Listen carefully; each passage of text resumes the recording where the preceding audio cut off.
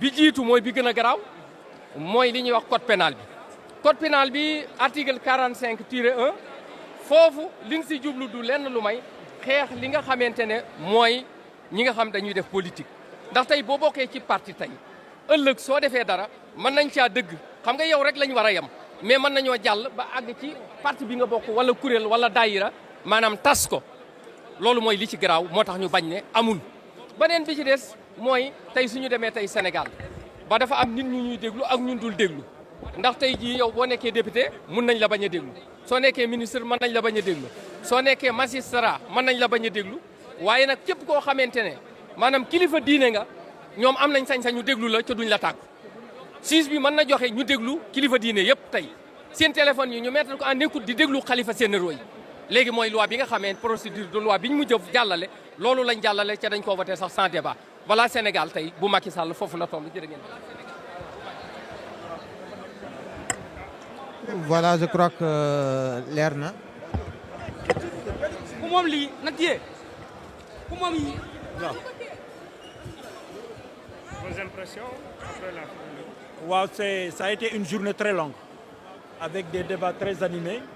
Et comme je parle en français, et comme vous l'avez déjà vu, l'opposition a usé de tous les moyens que lui donne, en tout cas, notre règlement intérieur, en question préalable, et aussi pour pouvoir justement organiser le débat comme il l'avait souhaité. Nous avons été 55 députés à nous inscrire et à prendre la parole. Et écouter aussi le ministre donner ses explications.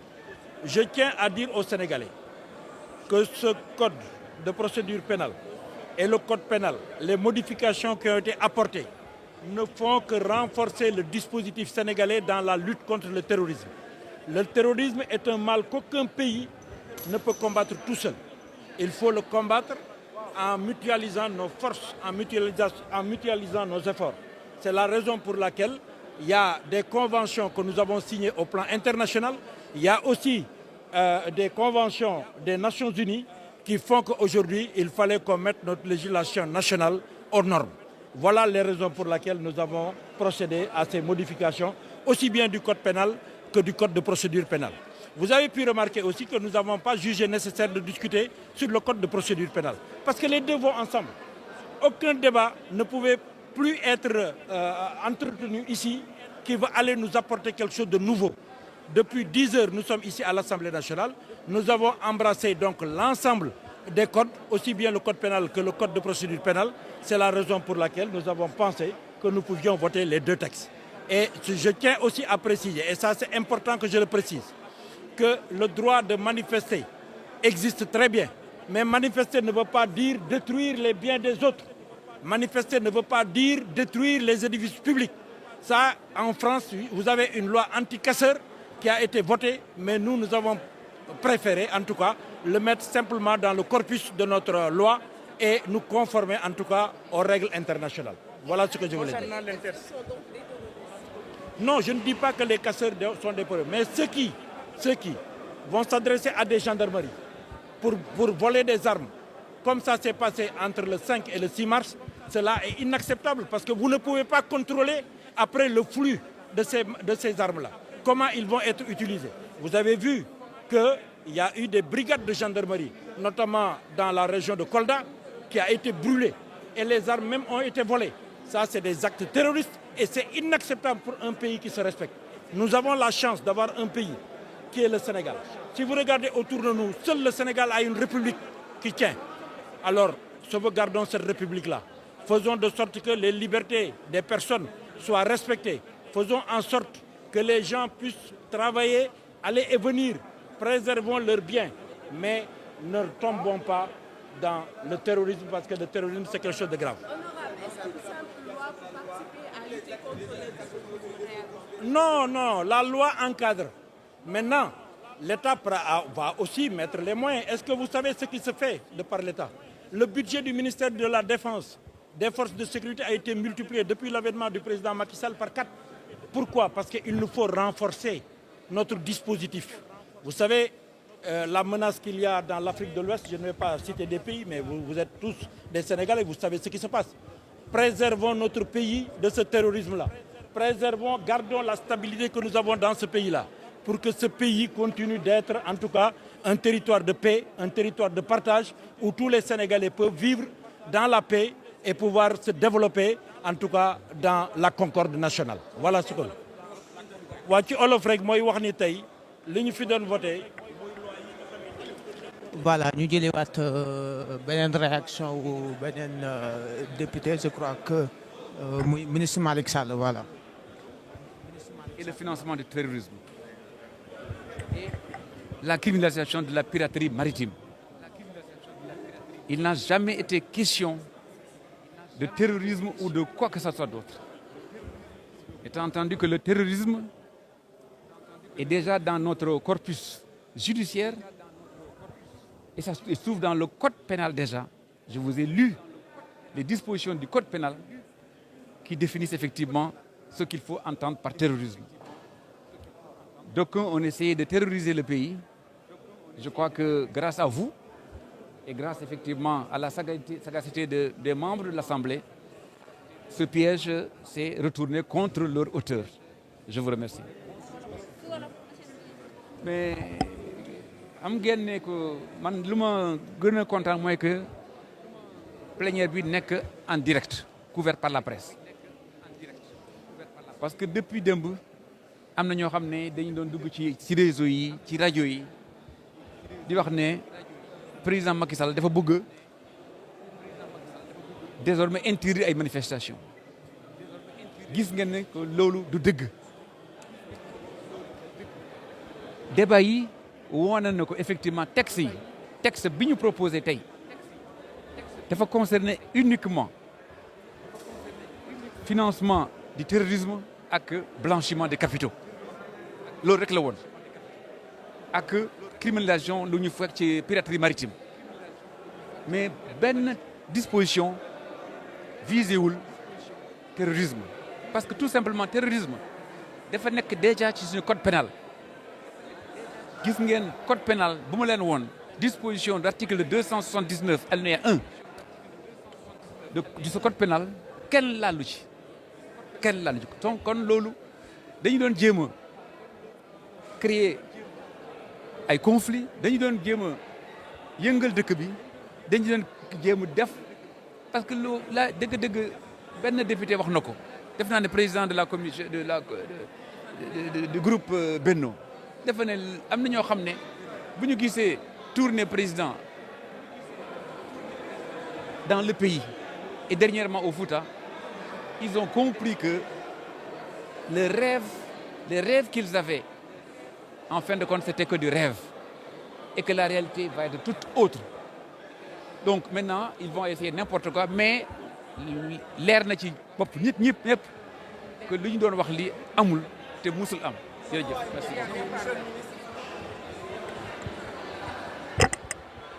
voilà monsieur le ministre la woon Malick Sall mooy ministre garde des Sceaux ministre de la justice moom mi nga xam ne moo fi indi woon li nga xam ne moo di projet de loi yi nga xam ne moom la njiitu réew mi jiitewoo woon ñu validel ko donc nag jot nañoo valider ñaari projet de loi yëpp yi nga xam ne dafay xeex lu jëm ci wàllu terrorisme ak lu jëm ci wàllu manifestation non autorisée donc internet yu Feeling Dakar yéen ngi topp ba tey ambiance bi nga xam ne mu ngi am fii ci salle bi nga xam ne moo nekk ci Assemblée nationale ñu wëy di topp direct bi depuis ce matin yéen ngi dund ak ñun situation bi ak ni mu demee donc pas mal de choses xew na ci diggante bi loolu yëpp ñu indil leen ko ngeen dund ko en direct ak ñun fii ci Feeling Dakar TV j'espère que li ñu leen defal tey ci direct bi gis ngeen lépp ni mu demee ba ni ñuy voté projet de loi yi muy jàll ci biir salle bi lépp wan nañu leen ko donc je crois que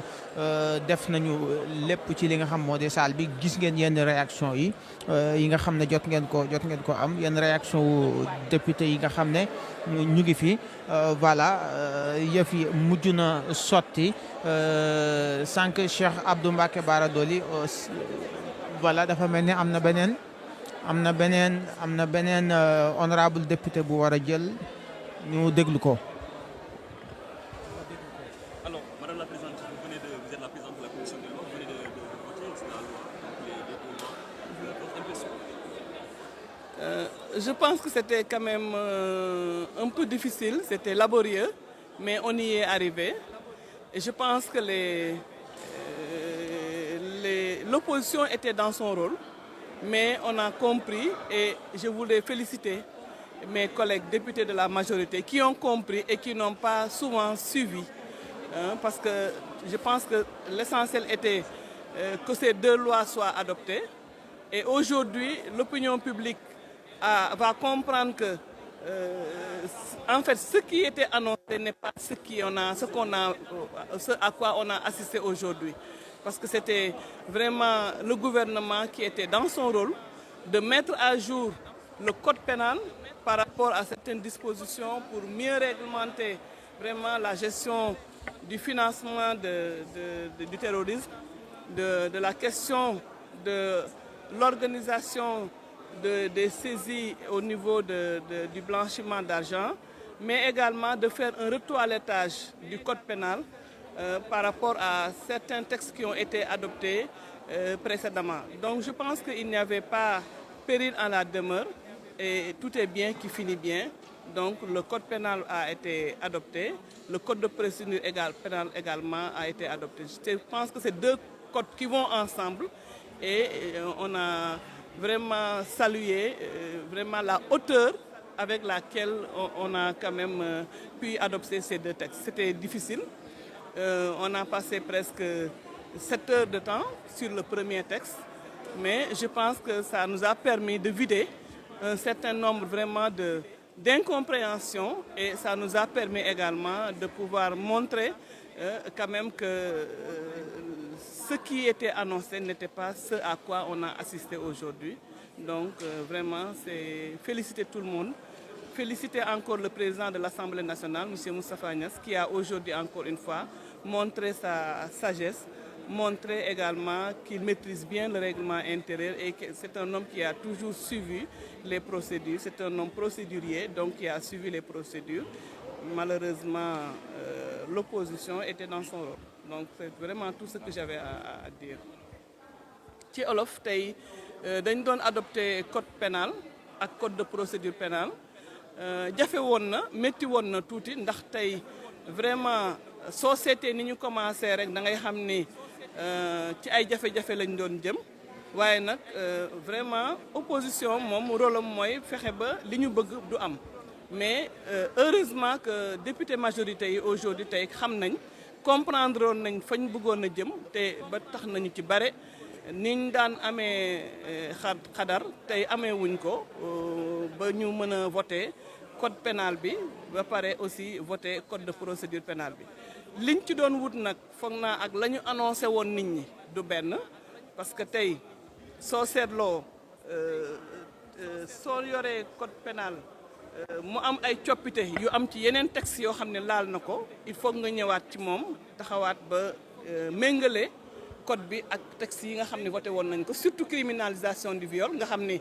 dañu remplacé woon dafa amoon benn disposition boo xam ne dañu remplacé woon travaux forcés par récrimination criminelle donc je pense que yooyu yu am solo la yoo xam ne doon nañ ko def fexe aussi ba li nga xam ne ay daan la yoo xam ne dañu ko daan nit suñ ko daanee te fekk muy liggéey ci société moom kenn moom la ñuy daan mu métti woon lool donc tey foog naa ne am na yu bari daal yoo xam ne suñ demee appliquer texte bi nit ñi dañu xam ne lañ doon woote ak li ñu wax du benn vraiment maa ngi remercier ñëpp di féliciter ñëpp particulièrement le gouvernement et féliciter aussi le président de l'Assemblée nationale qui a bi nga xam ne tey vraiment taxawaayam mat na ko wan na nit ñi ni kilifa la wan na nit ñi ni mat na li mu dool ndax tey maîtriser règlement intérieur bi ak dal ak am vraiment sagesse moo tax tey ñu mën a yegsi fii ñu yegsi ndax am na benn jamono vraiment tàngoon na torop ba nit ñi jaaxle woon nañ donc loolu laa amoon lu may wax di remercier surtout sama collègue député yi nga xam ne majorité lañ nekk ak taxawaay bi nga xam ne amoon nañ ko jërëjëf. Diema Ndiaye Ba, présidente de la commission des lois, de la décentralisation, du travail et des droits humains. Merci beaucoup. aca merci beaucoup internautes yu Feeling Dakar TV ginnaaw bi ñu amee journée bu xaw a gudd loolu donc ñu ngi leen di jox gis ngeen journée bi ni mu demee ci wàllu li nga xam ne mooy ñaari projet de loi yi ñu doon voté lu muy code pénal ak code procédure pénale bi nga xam ne ñaar yëpp mujj na jàll fii ci assemblée nationale ni mu tàmbalee woon ni ko nit ñu amale woon benn enjeu bi gis ngeen direct bi ni mu demee depuis ci suba ak léegi ci université Cheikh Anta Diop ba fii ci assemblée nationale ba ci biir salle bi ni mu demee lépp gis ngeen ko donc ñu leen di jox dig daje ci beneen jotaay ak ci yeneen i direct incha allahu rabbi donc merci beaucoup à vous jërë ngeen jëf.